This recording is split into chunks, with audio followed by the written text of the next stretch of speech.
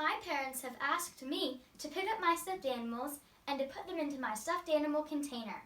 Except I'm going to make a game out of it. I'm going to pick up my stuffed animals, or you could even use socks, your laundry, or bean bags, and then I'm going to toss them into my hamper. But you could use a container or any sort that you might have at home. I'm going to take one of my objects, back up a little, and then underhand toss it into the container. Whoa! Isn't that cool? Uh-oh, it's okay if I miss one. I can just pick it back up and try again. We can even make it a game. We can see if we can go from a little bit further back.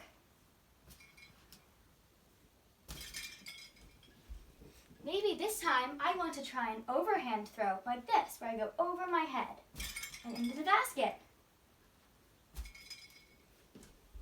This makes cleaning up your laundry, your toys, your bean bags, or your stuffed animals really fun. Good job!